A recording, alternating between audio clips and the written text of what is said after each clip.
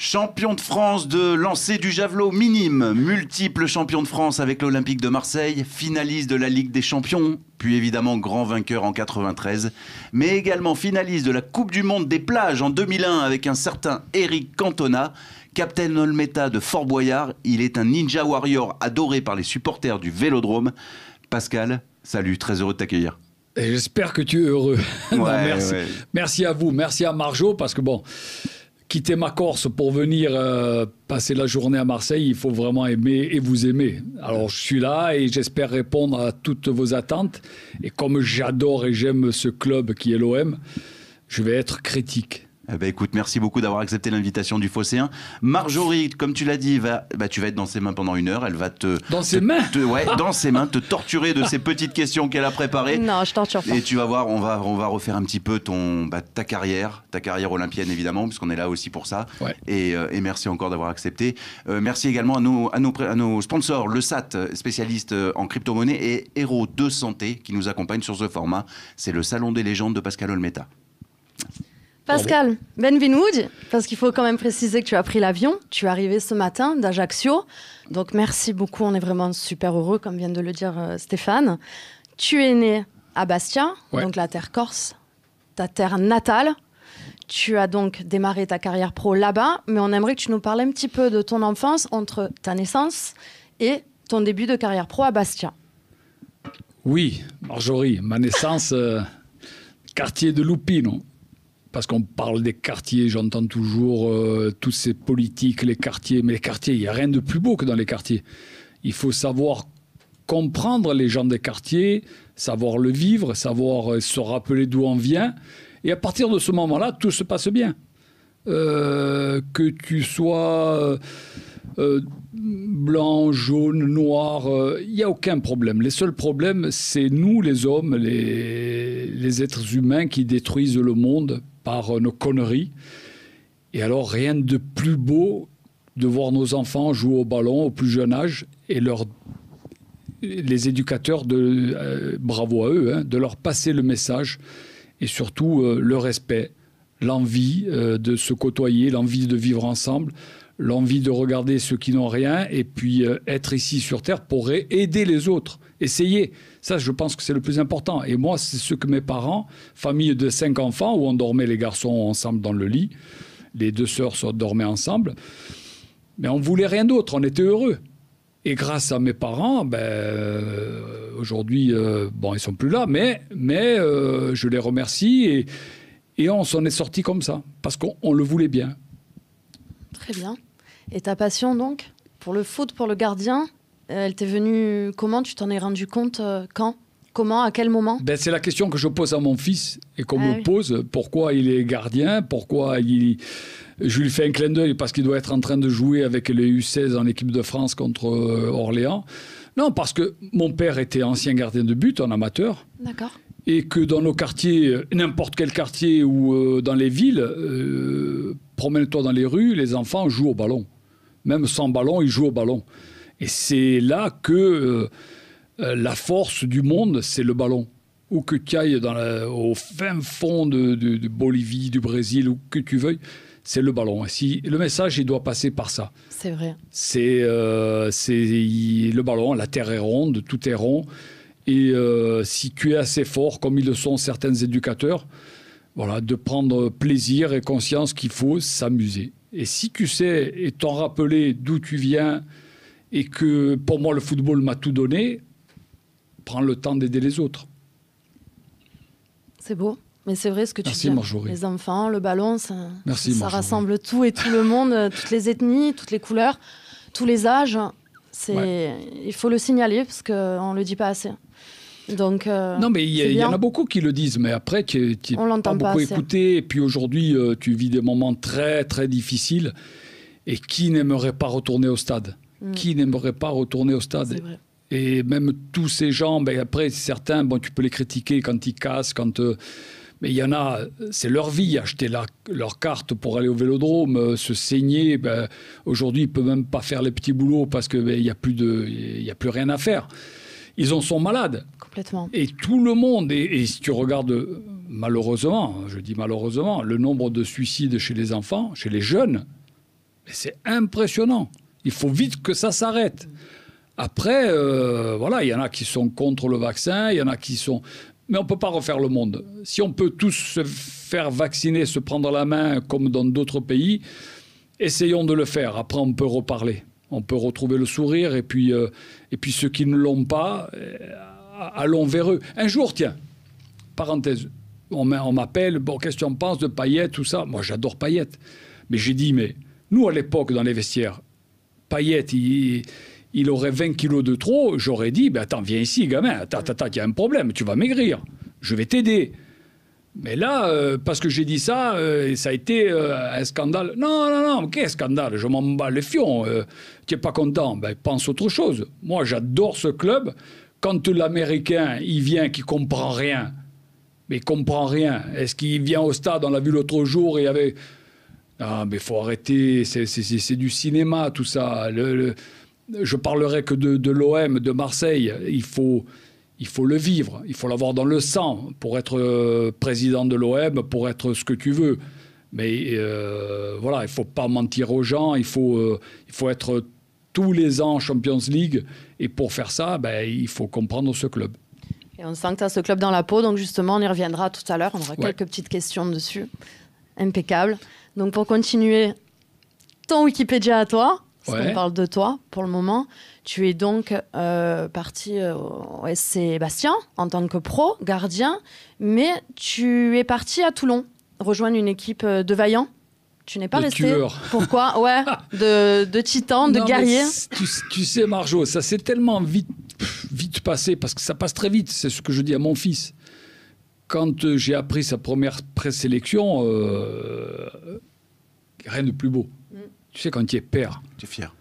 Mais tu es fier, mais c'est plus que ça. C'est plus que ça, et je me mets dans la peau de mon père quand il a appris que j'ai signé pro, puisqu'il était toujours en vie.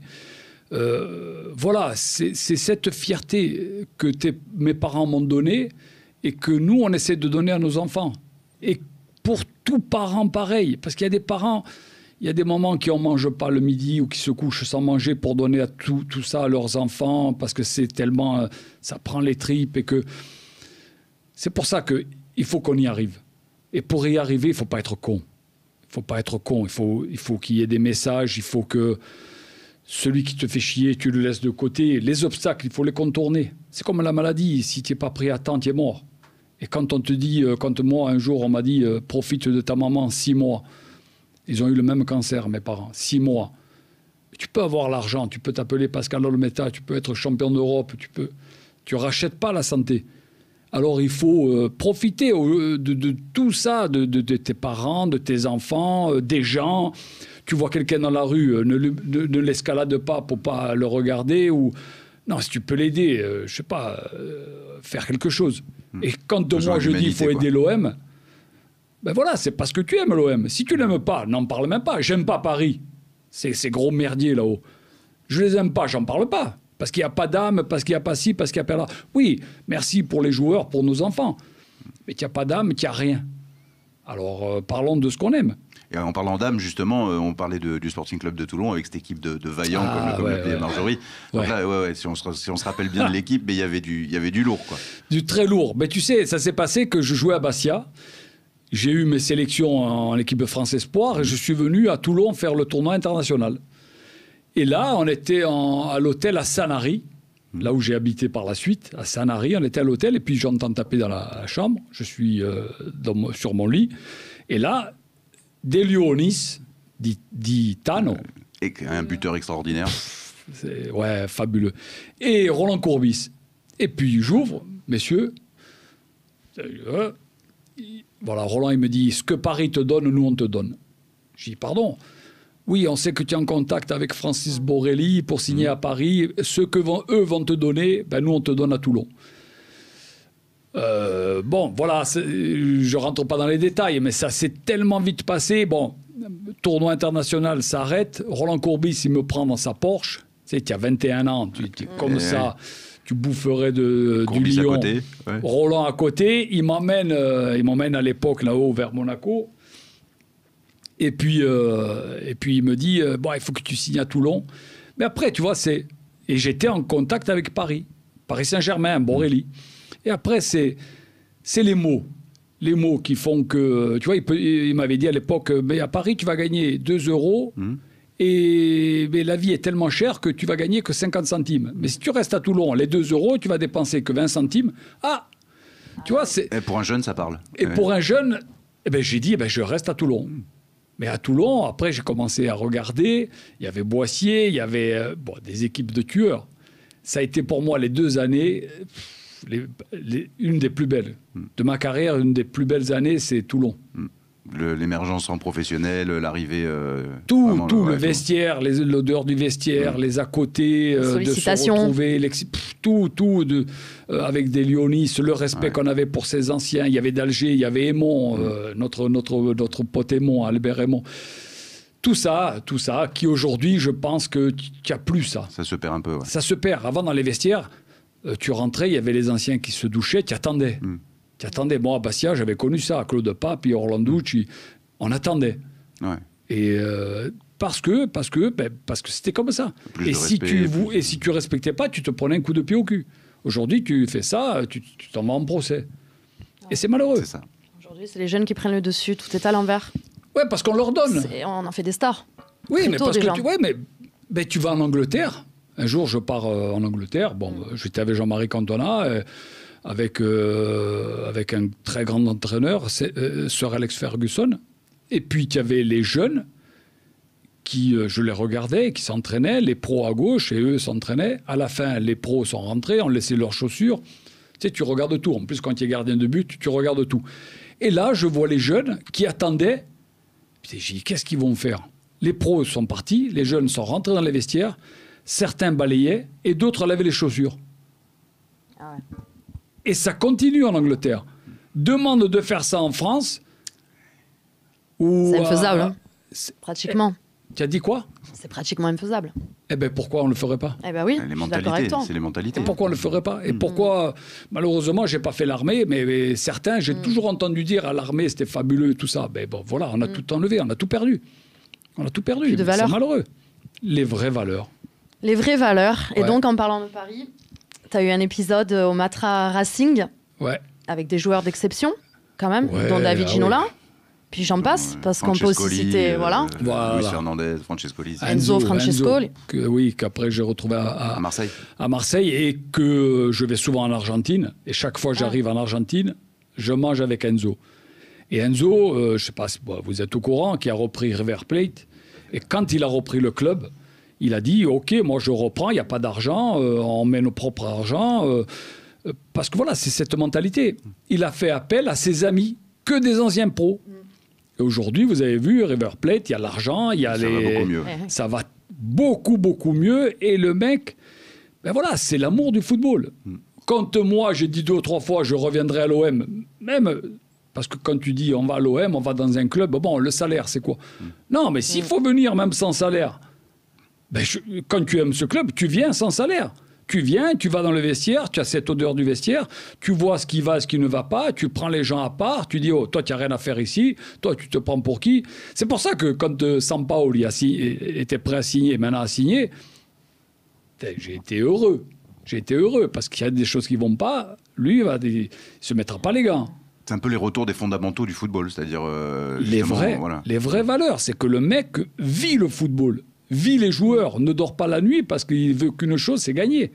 Et ça, c'est ce qui nous manque, la victoire. Et si tu perds un match, n'aie pas le sourire, ne sois pas heureux. Non, si tu perds un match, c'est que tu l'as perdu, même si tu as été bon, non, tu es passé au travers. Quand tu perds, c'est que tu passes au travers. C'est la haine de la défaite. C'est la haine de la défaite. Ne te fais pas la bise dans les couloirs. Ne parle pas d'aller...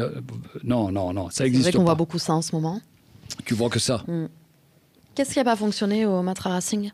Tout a fonctionné. Non, tout a fonctionné. En 1990, c'est parti. Tu sais, il y avait un président, Jean-Luc Lagardère, qui pour moi était mon plus grand président et mon plus grand homme que j'ai connu, toujours à l'écoute, mais pas seulement que du joueur, mais des hommes et de leur famille. Et j'ai connu aucun club qui était si proche des familles. Surtout, la puissance d'un joueur, c'est sa femme. C'est le quotidien. C'est quand tu rentres chez toi à la maison, c'est la seule personne avec qui tu parles et avec qui tu fais des choses. Et les choses les plus profondes, c'est celles que tu le ressens avec ta femme ou certains avec son homme. Mais Lagardère était à l'écoute de tout ça. Pas les autres clubs. Les autres clubs, tu sais, quand je me casse la jambe à Marseille, les pompiers, j'ai dit, bon, piquez-moi, j'avais la jambe cassée, j'ai dit, piquez-moi parce que c'est tellement chaud et froid qu'il n'y a même pas de douleur et tu vois, tu te tiens la jambe, on te met sur un brancard, on t'amène en bas dans un couloir à la Timone et on te laisse en bas où il y a des poubelles. Tu vois, et tu attends. Mais quand tu étais joueur, on te fait les ponts en or. Mais quand tu vois que ce moment-là, comme le cheval de course, il a la jambe cassée, c'est de suite l'abattoir. Et moi, j'ai touché du plus profond que du jour au lendemain, tu n'es plus rien. Et là, heureusement que le pauvre, notre ami Franceschi qui a disparu, le docteur Franceschi qui est venu, qui m'a dit « Je ne t'opère pas parce que je sais que dans quelques mois, tu es à nouveau sur pied. » J'avais les chevilles arrachées, tout ça. Bon. Et oui, j'ai tellement voulu revenir que 2 mois et demi après, je rejouais en 3e division, à l'OM. Sacré mental. Parce que tu le veux bien. Parce que tu sais d'où tu viens. Et il n'y a que comme ça que tu peux avancer. Mais bon, je n'irai pas à la guerre avec n'importe qui. Et tu as bien avancé, parce qu'en 1990, donc tu arrives à Cité-Phocéenne, enfin, tu es à l'OM, avec nous. Ouais. Et puis, tu vis des années extraordinaires, puisque championnat de France, Coupe d'Europe, tu as été dans un passage fantastique. Voilà. Même s'il y a quand même ce petit épisode Fabien Barthez, qui quand même... Non, mais c'est un très, très bel épisode. Oui, mais vous étiez plus ou moins quand même deux grosses... ouais, mais les 2 noms qu'on retient beaucoup aussi, c'est quand même Barthez mais il faut et pas Olmeta. oublier. Oui, mais tu sais quoi, il mais faut l'un pas pousse oublier. l'autre, c'est Le important. 3e, c'était Alain Casanova. Tout à fait. On n'a pas assez parlé non plus. Tom Vidot, ouais, mais quand nous, on vit l'intérieur, le mieux, c'est qu'on n'est pas que seul, on n'est pas que le numéro 1. Comme je dis à mon fils, tu trouveras toujours plus fort que toi et moins fort. Mais moi, le premier, quand Barthez arrive, je me rappelle, il avait toujours ses cheveux. J'étais avec Jean Castaneda, la grosse moustache. Putain, je vois ce gamin. Premier entraînement, 2e entraînement, j'ai dit, Jean, mais c'est un monstre. Mais Fabien, il était tellement rêveur à côté de ses pompes qu'il partait, il laissait ses gants par terre, il laissait... Ça a duré toute sa carrière, ça d'ailleurs. Oui, ça continue. Ça continue. Oui, de temps en temps, on se parle, tu vois. On est amis pour ça. Puisqu'après, la preuve, on a fait son transfert de Monaco à Manchester, etc. Voilà, on est tellement amis, on parle le même langage. Quand on dit tous ces gens du football qui comprennent rien et qui veulent parler des gardiens, arrêtez. Ne dites pas à des gardiens ce que vous ne savez pas. Arrêtez. Embaucher des anciens ou des gens qui comprennent poste par poste. Voilà. Et pour moi, Fabien, ça a été une aventure extraordinaire. Même si je ne jouais plus. Parce qu'à un moment donné, quand j'ai voulu... Quand on me dit, allez, tu rejoues, parce que Fabien, s'il avait eu un petit souci, bref, je me casse la jambe. Et c'est pour autant que j'ai continué à l'aider, continué à être là, et on est toujours là, la preuve. Ouais, l'amitié reste. L'amitié reste après toutes ces années. Ouais. Mais l'OM... Tu as connu Barry, tu as connu... Oui, mais l'OM, c'est... Quand tu sais que tu vas signer à l'OM, à l'époque, je dis bien à l'époque, parce que maintenant, il n'y en a pas beaucoup qui veulent venir à l'OM, quoi qu'on dise. Quand je sais que j'allais signer à l'OM, pourtant j'étais en contact avec Loulou Nicolin, qui me faisait un pont en or, notre regretté Loulou. Et voilà, et je suis resté le lendemain du match, parce qu'on a fait la demi-finale ici. Je jouais avec Paris, on se qualifie ici, on gagne ici, où tout le vélodrome scandait mon nom. Et je suis resté. Le lendemain, je vais voir Jean-Pierre Bernès, et puis je signe là. Mais j'étais heureux, mais heureux comme un gamin. J'allais porter les couleurs de l'OM. Moi, le Corse, j'étais fier parce que mon île c'était Marseille. Marseille, même quand j'ai fait mon jubilé. Jubilé, on a eu 48 000 personnes. Et tous mes potes sont venus, les rugbyman, le pauvre Dominici.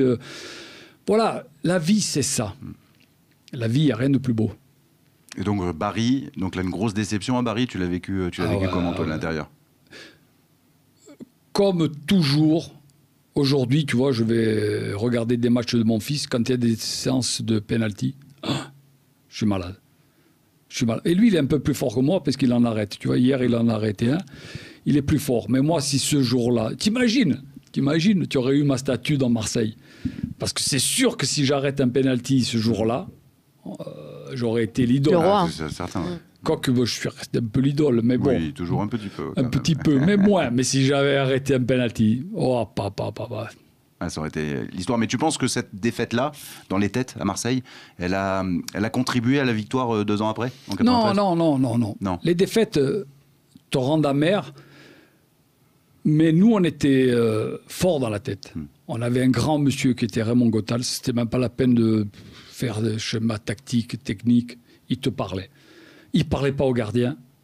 Bon, moi, j'étais un peu son chouchou parce qu'il me touchait toujours le cul. Il me disait, toi, ma femme dit que tu as des grosses fesses, hein, Pascal, hein, touche. Vas-y, Raymond, touche. Non, mais voilà, c'était notre papy. Des fois, on a eu à faire des fêtes où tu vois, il y en a, ça va revenir, ça. On lui avait mis des somnifères. Parce qu'il voulait que tous les joueurs se couchent, tu vois. Il voulait voir traîner personne. C'était un papa, quoi. Oui, et il s'était endormi presque sur la chaise. Il y avait Jeannot Fernandez, il avait sa cigarette qui pendait. Mais on était heureux. Dans les couloirs, moi, à 3h du matin, la veille d'un match, je pense que c'était contre Milan, 3h du matin, j'étais dans l'ascenseur. Et l'ascenseur s'ouvre, qui a Raymond La Science avec Jeannot Fernandez. Il me dit, ah non, pas possible, non. Pascal, non, va te coucher. Coach, je peux pas dormir. Je vais jouer là, je peux pas dormir. Mais j'étais le plus gros déconneur. Ah ouais, j'imagine, il avait dû... Mais ça, je le souhaite à tous nos enfants. Tu vois, nos petits qui rêvent. Il y en a qui vont y arriver. Et il n'y a rien de plus beau. Mais par contre, putain, restez vous-même. Ça, c'est le plus beau. J'imagine, à l'ascenseur. Non, c'est vrai qu'il n'y a rien de plus beau, parce que c'est des souvenirs... Mais il y en a un autre d'entraîneur comme ça qui fermait les chambres à clé. Ça avait fait le tour des médias à l'époque. C'était pas Roland Courbis, c'était... Il y avait Giroud. Oui, voilà, Giroud. Ça, c'était particulier. Ça a été tout un truc, lui aussi. Mais Giroud, particulier. Et lui, il allait la nuit, carrément, il faisait des rondes. Au contraire. Roland, il disait, les gars, faites ce que vous voulez. Vous voulez sortir, vous voulez... Par contre, entraînement. Soyez présents. Les matchs, celui qui est pas présent, je le dégage. Oui, voilà, mais les discours, ils sont simples. Mais fabuleux. Ensuite, autre petite histoire, donc, enfin, c'est pas une histoire, mais tu pars 4 saisons à Lyon quand même, ce qui est pas rien, jusqu'à ce que tu te fasses virer, parce que t'as mis une belle gifle. Ça sorti la boîte à gifles, quoi. Il fallait bien que ça arrive. Elle est sortie, voilà. Oui, mais la chance. Bon, l'OM, c'était fini. C'était fini et on part les 5 sudistes. Plus Tigana, puisque c'est Tigana, le coach de Lyon, qui fait appel à nous. Et pas des moindres. Moros, Abedi Pelé, il y avait Roy, moi, et puis j'en oublie un autre. Et puis on arrive à Lyon. Mais Lyon, tu sais, quand tu passes à Lyon, Faisin, tout ça, la merde, tu te dis, oh, qu'est-ce que tu fais là, c'est noir et tout. Eh bien, je m'étais régalé. J'ai passé 4 ans. Et tu vois, pour te dire que ça va très vite, c'est que la semaine avant que je me fasse virer, je suis en discussion avec Aulas pour re-signer 4 ans. C'était fait, je voulais rester à Lyon. Mais comme il y avait l'inculé de Bernard Lacombe, voilà, lui qui a fait virer tout le monde et qui, je lui avais toujours dit que je le frapperais, bon, enfin bref, il a tout fait pour me faire virer. Parce que le jour où il arrive...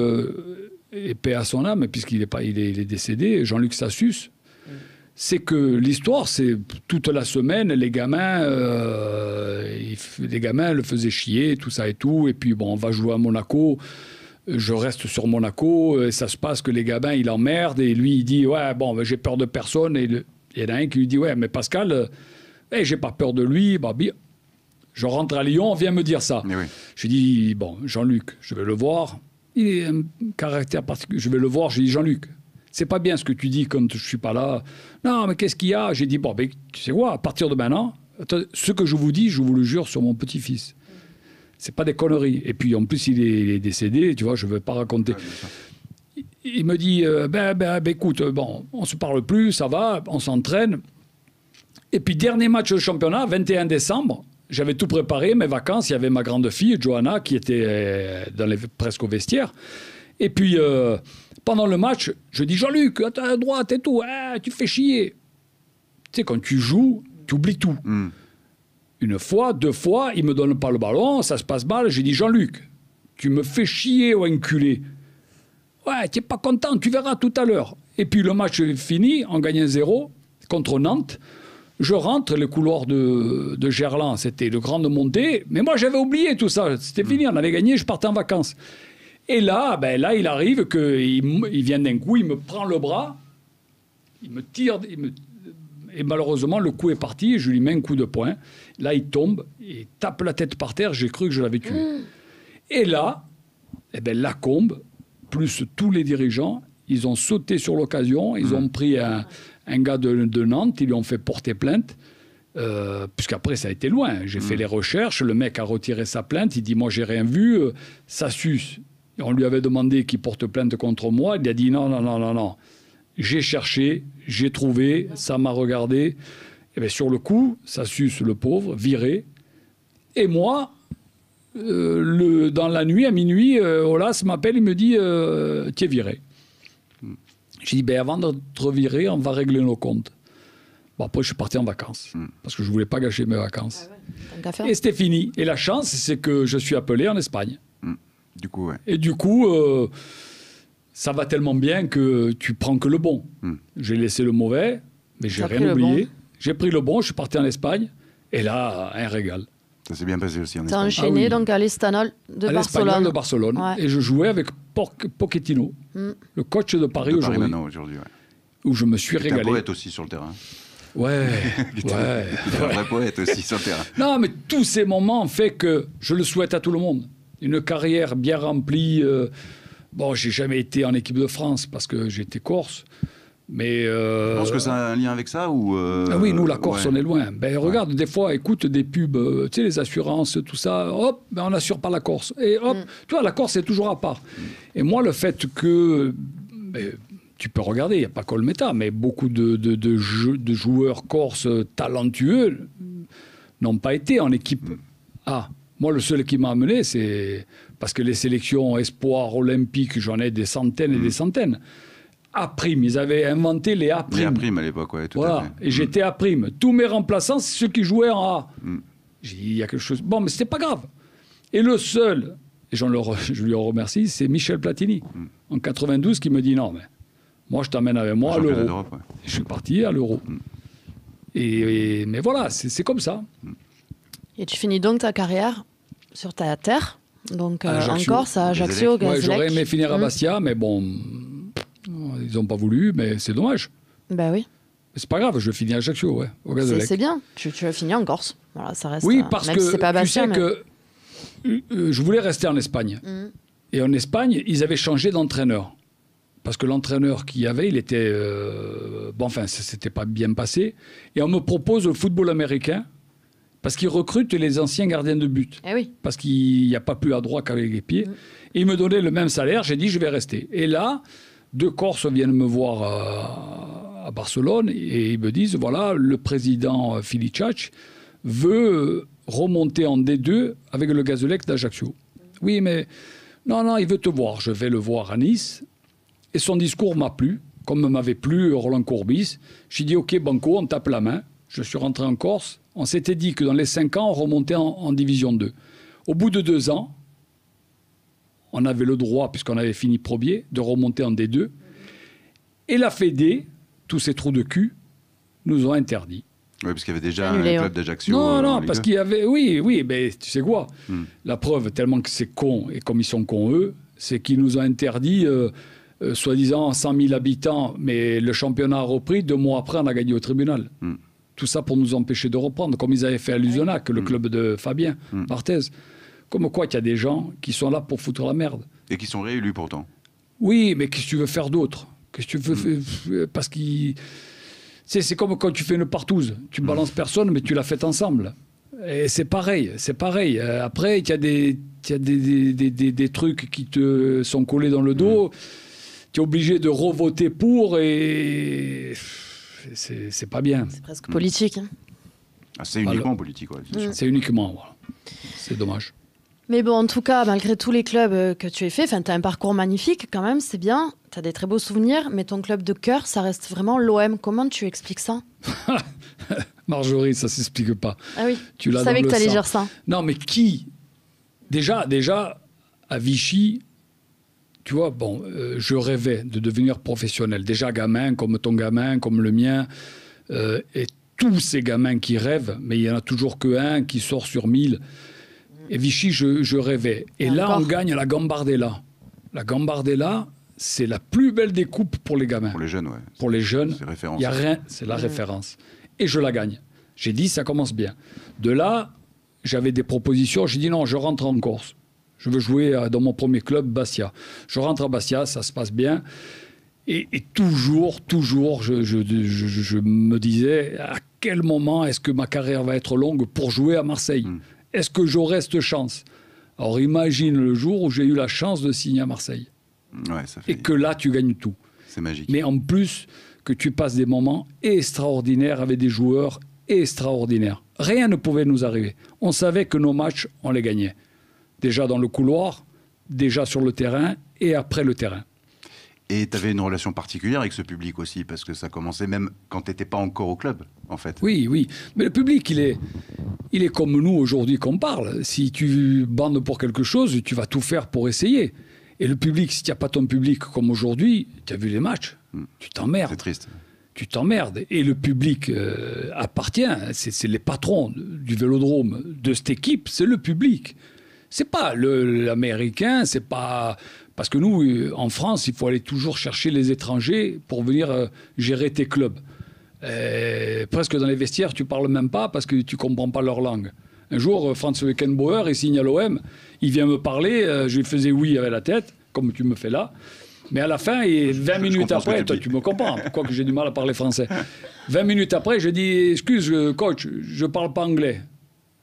Bon là, il a parti le fou rire. Franz Beckenbauer. Ouais, juste celui. Non, mais voilà, c'est difficile dans les vestiaires si tu parles pas la même langue. À Paris, tu te demandes comment ils parlent. Et tu penses que ça a été justement le relatif échec de Franz Beckenbauer à l'Olympique de Marseille, puisque Bernard Tapie va chercher Franz Beckenbauer, un nom à l'époque immense, enfin une légende du football. Non. Est-ce que c'est ça qui a pas fonctionné? Tu sais, je veux te couper avant parce que c'est pas que ça n'a pas fonctionné. C'est que si tu es pas marseillais ou si tu as pas cette mentalité marseillaise, tu peux prendre, comme on a eu Franz Beckenbauer et tous les gens que tu veux, Trapattoni et qui tu veux, ça marchera pas. Si tu n'as pas l'âme de cette ville, parce que j'ai entendu, il y en a un qui a dit le club n'appartient pas aux supporters. Mais tu es malade. Mais tu es malade. Que ta femme, ça appartient pas au club, d'accord. Mais que le club, je dis le Vélodrome, les joueurs ne t'appartiennent pas aux spectateurs, non, mais malade. Ouais, c'est que tu n'as pas compris comment ça fonctionnait à Marseille. Et voilà, et tu comprends. C'est pour ça que Franz n'a pas échoué. Franz, il est venu, il est resté 3 mois. Il a dit non, je ne peux pas. Je ne peux pas parce qu'il faut cette mentalité. Et pourtant, il avait. Il avait parce qu'il est très grand joueur. Ouais. Il savait parler avec nous. Mais c'est tous les à côté. Quand Tapie rentrait, qui prenait son tableau, qui... Tu vois, la première fois, il a dit attendez, stop, hop, touchez pas ça. Voilà, mais c'est que ça, il faut le vivre dans les vestiaires. Et ce qu'il y a dans les vestiaires reste dans les vestiaires. Et ne doit pas faire la une. Aujourd'hui, il n'y a que des journalistes. Pas ceux de l'OM, c'est nos amis, c'est ceux qui ont été là avant nous. Et voilà, c'est ces journalistes qui foutent le bordel. Dès qu'il y a un truc qui ne va pas, c'est le bordel. Non, il ne faut pas ça. Les linges sales, tu les laves dedans. Et nous, nos dedans, c'était la mamie qui nous lavait les linges, le papy qu'on aidait à porter le panier. Ces vrais gens, c'est ça. C'est ça le vrai football. Et il y avait à l'OM à l'époque, quand même, malgré la grandeur du club et la dimension que le club a pris à l'époque, il y avait encore cet esprit familial donc, que tu décris? Ah oui. Ah oui. Ben, l'esprit, il était plus que familial. Parce que quand tu arrives à l'entraînement, tu ne dois pas arriver la minute comme certains d'aujourd'hui, tous les clubs. Tu n'arrives pas, si c'est 10 heures, tu n'arrives pas à 10 heures moins 2. Non, un entraînement, c'est comme les basketteurs américains, ils arrivent 1 heure avant. Ils prennent le moment de boire le café ensemble, de parler de leurs enfants. Et l'entraînement fini, tu peux rester pour jouer aux boules comme on faisait nous à la commanderie. Parce qu'à la commanderie, on se lavait dans les Algeco. Par terre, tu avais les champignons sur le morceau de bois et tout. Mais ça nous faisait rien. Aujourd'hui, si ces trous de cul, ils n'ont pas les trucs en or, etc. Ouais, c'était une autre mentalité. Il faut arrêter. Et justement, ça te rend pas dingue de voir la manière dont l'OM, ce club, a évolué, hein, justement de se tarifier comme ça à tous ces jeunes. Et puis l'instabilité, surtout, on en parle beaucoup en ce moment. Qu'est-ce que tu veux que je fasse? Ah, tu peux pas faire grand-chose. Dès qu'il y a le bordel, on nous appelle à moi, à deux ou trois pour dire qu'est-ce que tu en penses. Et je dis encore la même chose. Et je redis la même chose. Et ça change rien. Mais non. Et ça changera jamais rien. Mais non. Quand à un moment donné, c'était le coach, je crois, Rudy Garcia, qui interdisait les jeunes du centre de voir les pros s'entraîner ou un truc comme ça. Ouais. Mais ça a été interdit à un moment. Non, mais Marjorie, mais c'est pas normal. Putain, mais on a nos gamins qui demain peuvent être les pros d'aujourd'hui. Tu les interdis de voir les pros s'entraîner ou tu interdis les supporters d'aller voir les entraînements. Le jour où ils ont interdit ça, où tu as vendu tes couleurs, c'était fini. Stop. C'est fini. Oh, il y a des gens que nous, on voyait même au long de l'année, qui étaient à l'arrivée sous la pluie des entraînements, au départ, nous attendre dans les aéroports. Et c'est leur vie. Et à eux, tu leur interdis l'entrée des entraînements. Non. C'est une catastrophe. C'est la cata. C'est le rêve de nos enfants. Quand tu demandes à certains joueurs, tu vois, j'ai demandé un maillot il n'y a pas longtemps pour un gamin de mon assos qui malheureusement, je n'ai pas eu le maillot parce que certains joueurs ne m'ont pas répondu. Mais le gamin est mort. Je n'ai pas pu lui offrir le maillot. Tu sais comment je leur en veux? Je comprends. Là, il n'y a pas de mots. Mais si je les vois, je leur mords la carotide. Parce que ça, c'est anormal. Mais ça a tourné. C'était pas comme ça avant. À ton époque, ton l'OM à toi. C'est l'OM d'aujourd'hui. Mais si ça tourne à cette allure-là... ça fait peur. Ça s'arrête plus. Ça reste que dans ce sens. Ça fait peur. Et tu penses pas un peu qu'ils ont un manque de confiance énorme aussi aux anciens grands joueurs de l'OM? Parce qu'on a eu quand même Eric Dimeco, on a eu Marcel Dib. Tu veux pas. Le football appartient aux footballeurs. Voilà, je le dis et je le répète. Ou passez-le en boucle pendant des années, le football appartient aux footballeurs. Et non pas à ceux qui ne comprennent rien ou qui viennent faire du business. Non. Si tu veux te passer des anciens footballeurs, c'est que pourquoi tu ne les veux pas?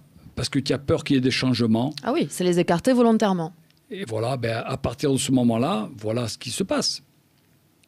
Voilà ce qui se passe. Tout le même l'OM. Tu prends beaucoup de clubs européens, prends les noms un après l'autre et regarde dans le staff, beaucoup d'anciens professionnels.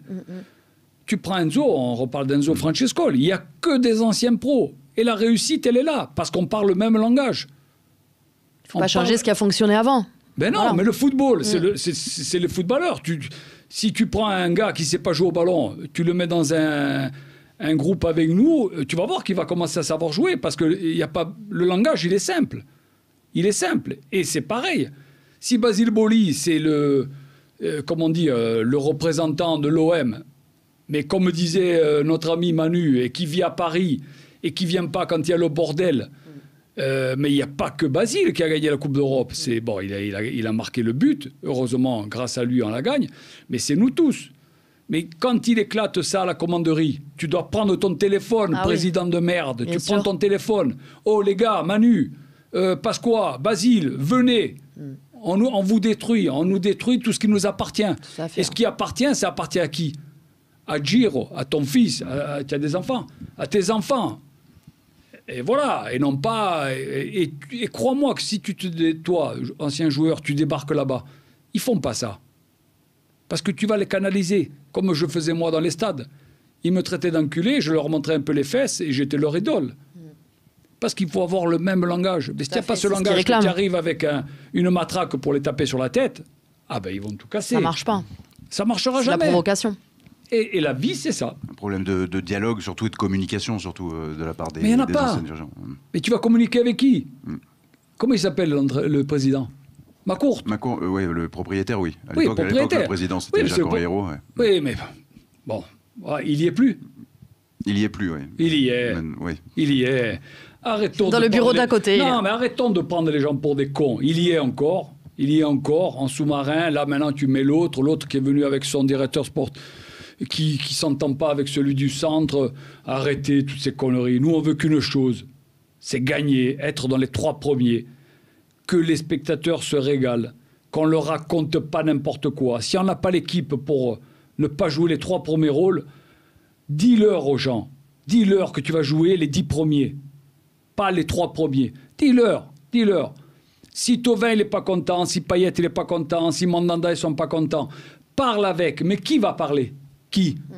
L'Américain? Tu es assis à côté de lui, c'est même pas que tu as écrit l'histoire de football.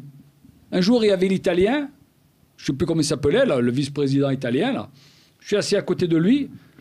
Italien, c'est oui, il y a 3 ans ou 4 ans. Ouais. Je ne sais même plus son nom pour te dire qu'il ne m'a même pas marqué. Moi, je ne l'ai pas marqué. Oui, il était italien. Et puis, l'autre, il lui dit, c'est Olmeta à côté. Ah bon? C'est qui Olmeta? J'ai dit, bon, je lui parle en italien. Je lui dis, tu sais quoi? Dans 6 mois, toi, tu n'es plus là. Ah ouais, non, ça fait peur. Comment? Parce que tu ne peux pas durer. Et pour durer... Ils ne connaissent pas l'histoire du club. Mais... Si tu ne connais pas toi, c'est qu'ils ne connaissent pas l'histoire du club. Parce que tu n'en feras pas d'autres. Voilà. Parce que si tu n'es pas là pour construire, ça ne veut pas dire qu'en 2022, tu vas être champion. Non, mais si tu construis en 2025, peut-être que certains joueurs vont partir, les nôtres vont arriver, nos petits, mais avec une mentalité. Mais tu auras construit ton vestiaire, ton couloir, ta pelouse. Tu respectes ceux qui bouchent les trous de la pelouse. Tu leur dis bonjour. Tu rigoles avec eux. Ils ont besoin d'un maillot, tu leur donnes. Tu vas dans les hôpitaux voir les enfants qui sont malades parce que tu vas leur redonner des picousses de chimio parce que grâce à ça, ils ne vont pas en avoir besoin. Et là, tout le monde va être heureux. Et là, aujourd'hui, tu te fais chier. Le chat nous aide beaucoup. C'était Ciccolonghi, à l'époque, le vice-président italien dont tu parlais. Enfin, le président, du coup, qui était... Voilà, tu vois, ces gens qui arrivent, qui veulent t'apprendre des choses. Mais laisse-moi dans une salle avec eux, on va voir qui c'est qui ressort par la porte ou par la fenêtre. Comme on ne raconte pas... l'OM, je donnerais mon sang pour l'OM. Et donc là, la transition, c'est vrai qu'on a l'arrivée de Pablo Longoria en tant que président. On a surtout Sampaoli. Donc là, c'est... Alors, il y a pas mal de joueurs qui, en off, disent c'est bien parce qu'on retourne au boulot. Toi, tu le vois cette arrivée plutôt, là, pour le coup, positivement. Ouais, mais dis-moi, tu attends que quelqu'un arrive, que ce soit Sampaoli ou Gilbert Montagnier, pour dire on retourne au boulot. Mais c'est un manque de respect. Mais tu es un con. Pourquoi tu ne travailles pas quand il n'y en a pas un autre? Oui, parce qu'on se laisse vivre aussi. C'est-à-dire qu'il y a les consignes du coach, c'est le coach qui nous fait bosser. S'il nous fait pas bosser, pourquoi? On se laisse Est-ce qu'il n'était pas bon, ce coach? Parce qu'à un moment donné, on adorait ce coach et on adorait. Et puis après, tu sais qu'il y a des gens qui ne respectent pas qu'on vienne leur dire ou leur taper sur l'épaule, il faut faire ci, il faut faire ça. Bon, je reste, je m'en vais. Si tu dis je m'en vais, va-t'en. Va-t'en. Parce qu'après, les joueurs, à un moment donné, vont te faire la carré.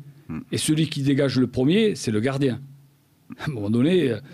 Il y a un problème, on va dire, même si c'est Mandanda, on va dire, bon, le gardien, il faut qu'il dégage. Après, le gardien, c'est le coach. Mais si tu attends tout ça, tu es mort. Là, aujourd'hui, on prend qui tu veux. Prends qui tu veux. Là, il reste 2 mois. Tu sais pas où tu vas aller. Tu vas finir dans les 6 premiers avec un miracle. Mais Sampaoli, aujourd'hui, ce qui est beau chez nous, c'est qu'il a gagné 2 matchs. Et presque la canebière, tu vas le mettre de partout. Et s'il en perd un autre, qu'est-ce qu'on a pris, qu'est-ce qu'on n'a pas pris? Non, mais pour construire, c'est pas ça. Il a attendu au tournant, quoi. C'est compliqué. Là, il a eu des victoires, il arrive, il gagne 2 matchs, c'est dur. Il y a l'autre match qui arrive ce week-end. C'est comme tu dis, s'il le perd, il y a tout qui retombe. Mais oui, parce qu'il y a des choses qui se font et qui ne devraient pas se faire. Ah oui, c'est sûr. Un début de saison, ça se travaille et ça se construit. Et celui qui n'est pas content, il faut couper la gangrène et basta. Tout simplement. Donc toi, tu en penses quoi en ce moment de cette situation? On vire dans les bas-fonds. Qu'est-ce qui pourrait relever? Qu'est-ce qui pourrait changer? Si on t'appelle, toi, tu y vas en courant, j'imagine. Je reste. Je suis à Marseille, je reste. Je dis à ma famille qu'elle me rejoigne. Non, mais je peux même y aller. Mais attention, je ne vais rien changer. Tu vas apporter quand même quelque chose. Oui. Le savoir, l'expérience. Oui, quoi? Mon coup de poing dans le couloir. Ah oui. Oui, voilà, d'accord. mais remuer les troupes aussi. Je vais faire que 3 jours. Mais si par bonheur, pas que moi, mais bon, je ne vais pas parler de Gros Nounos Basile parce qu'il n'a pas cette force de dire ou taper sur le... Mais un Carlos Moser, un Jean-Pierre Papin, d'arriver, de dire, attendez, vous me voulez, ok, j'arrive. Mais alors, dans ma tablette, parce que le plus souvent, il y en a qui arrivent avec le beau-frère, le beau-père, pour faire travailler tout le monde. Non, mais c'est pas ça, c'est pas ça. Papin, il dit, allez, j'arrive, je prends Olbeta, Carlos Moser, Waddle.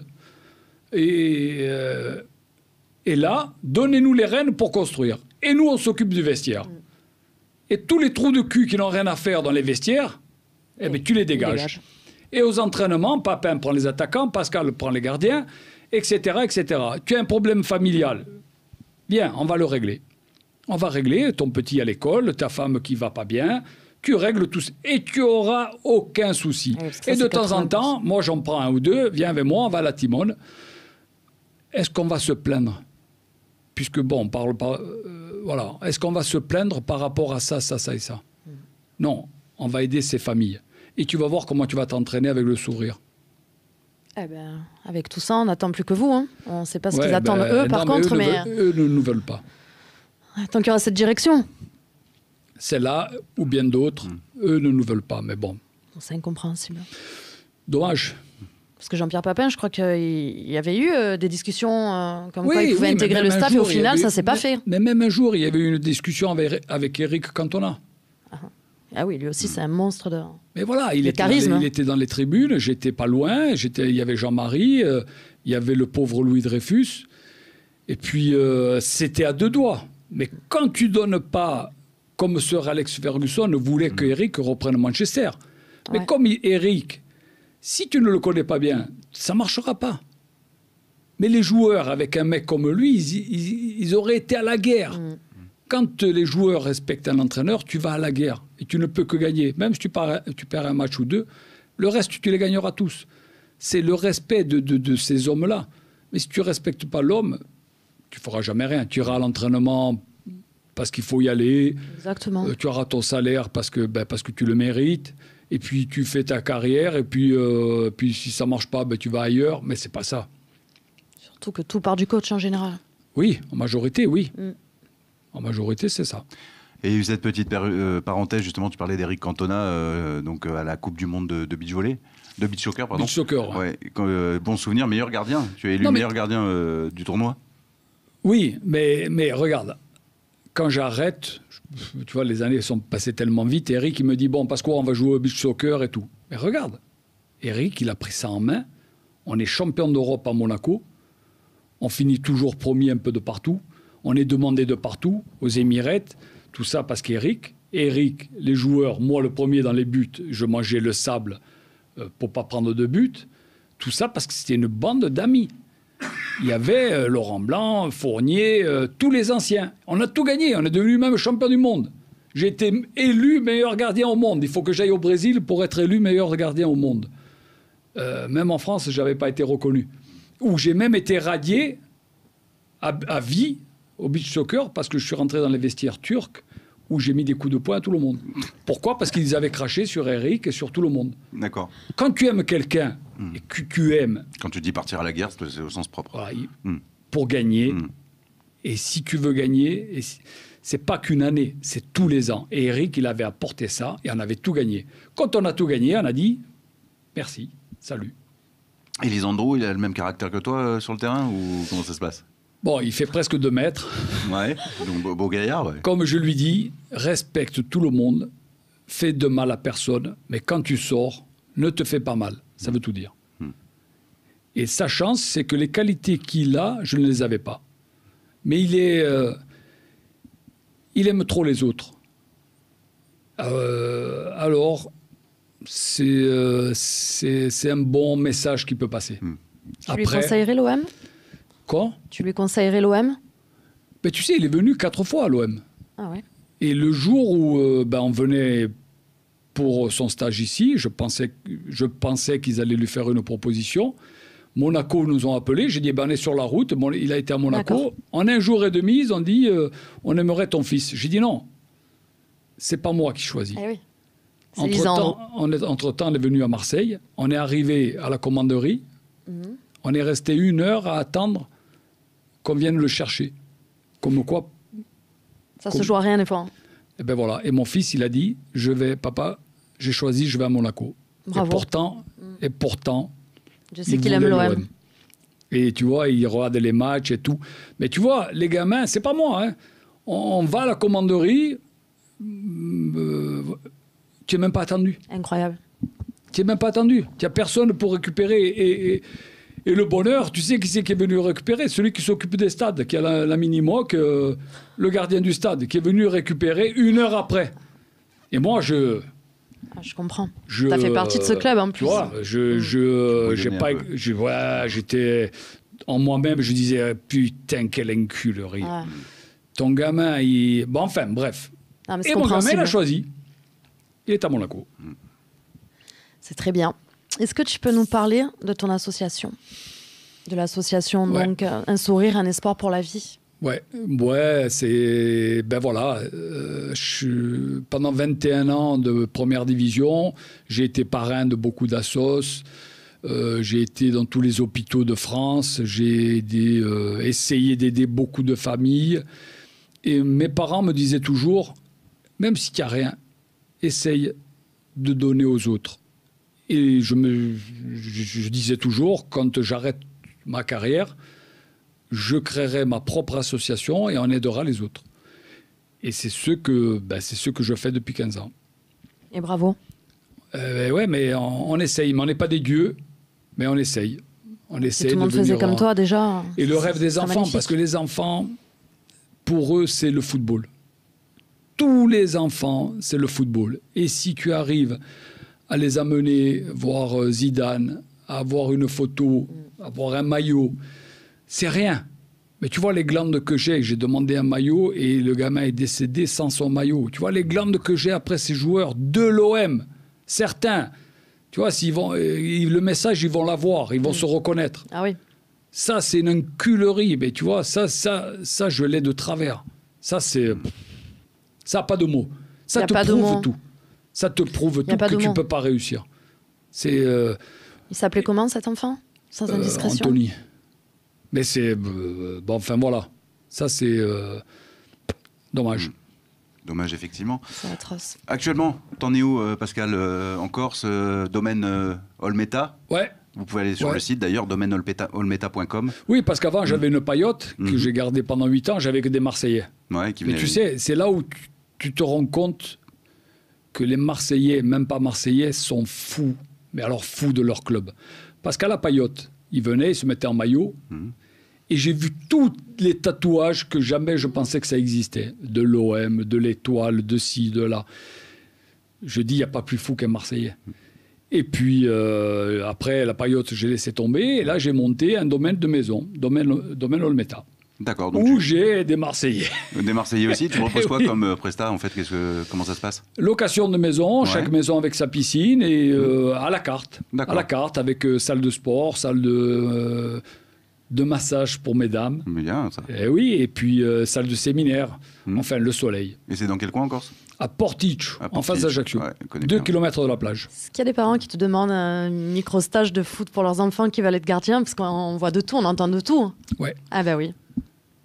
On te le demande, ça, des fois? Oui, mais c'est ce que je voulais faire. Je voulais monter l'Académie des gardiens de but Corse. En Corse, nos hommes politiques m'ont pas suivi, c'est dommage. C'est dommage, mais je recommande les stages Bosquier. Bernard Bosquier et le fils Bosquier. Le mien a été pendant 5 ans. Il y a Eric Cantona là-bas. Oui, les 2 dernières années, Eric a emmené son fils. Il y avait le mien aussi. Il y avait le mien. Et le mien, il y avait Gir. Ouais. Eh ben voilà, tu vois, on parle la même langue, tu vois. Et voilà, c'est des stages. C'est même dommage que l'OM ou d'autres clubs ne s'imprègnent pas de ces gens-là.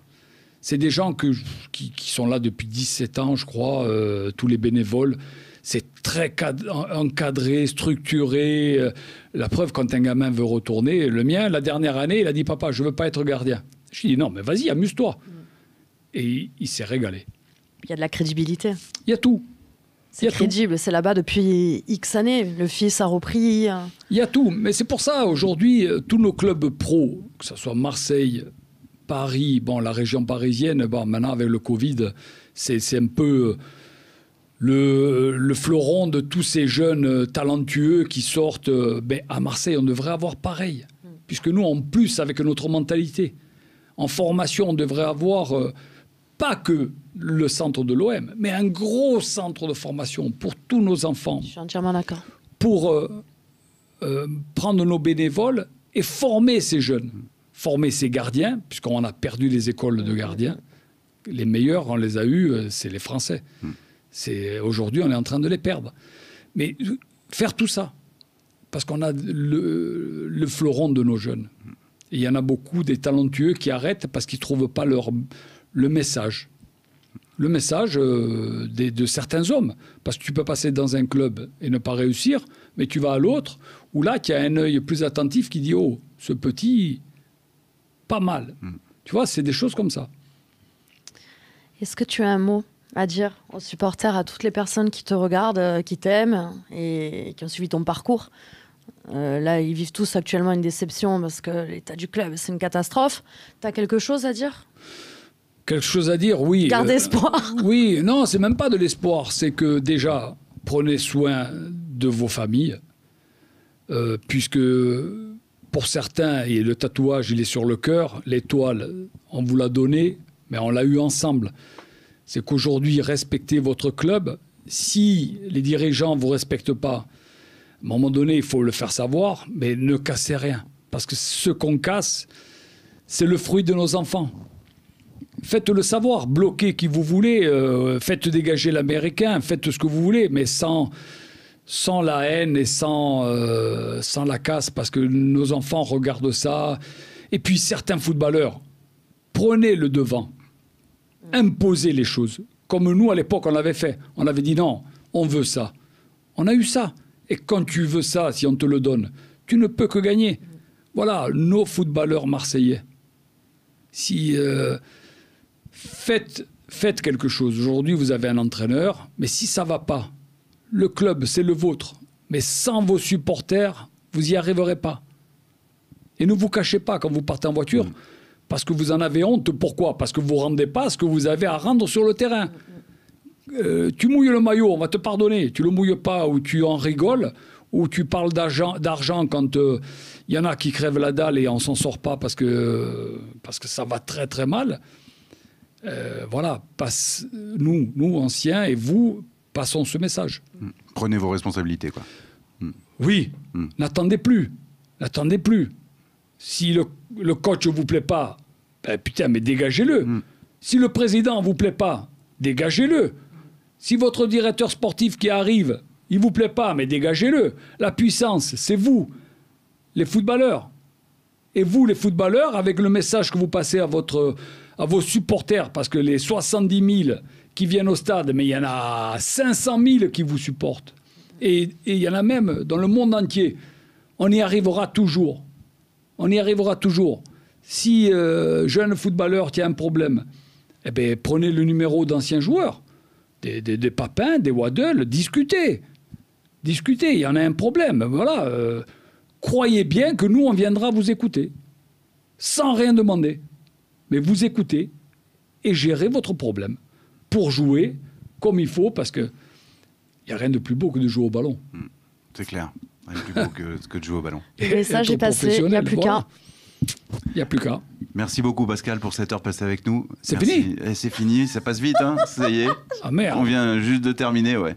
Merci beaucoup en tous les cas. On est bien. Enregistrer le deuxième. On est bien sur le plateau. On peut hein. continuer. Hein, tu as vu comment c'est passé vite? Il y a que moi qui ai parlé. D'ailleurs, il y a une anecdote qu'on a oubliée dans l'émission, mais je crois que tu as été buteur aussi, au moins une fois.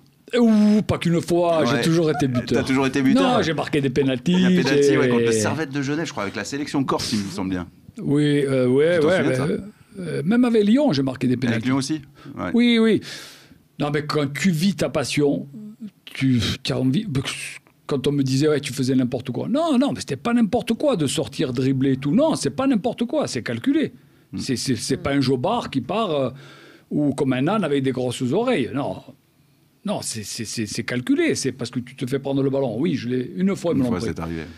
Mais sur 20 ans. Ah oui. Non, en tous les cas, nous, on tremblait bien quand tu partais avec mais moi aussi. Mais regarde, aujourd'hui, tu t'emmerdes. Il n'y a plus ça. C'est clair que ça manque de spectacle. C'est un peu reformé, on est d'accord. Ouais, c'est vrai que tu t'emmerdes. Des gardiens, déconnez pas. Ils sont formatés. Hein. Ils prennent plus de risques comme à l'époque. Tu dis quoi à ton fils d'ailleurs? Tu lui dis de prendre des risques? Parce que comme je dis aux joueurs, c'est à vous de passer le mot, d'imposer. C'est pas eux qui vont, parce qu'ils te payent, de te dire ferme ta gueule et tu fais ça.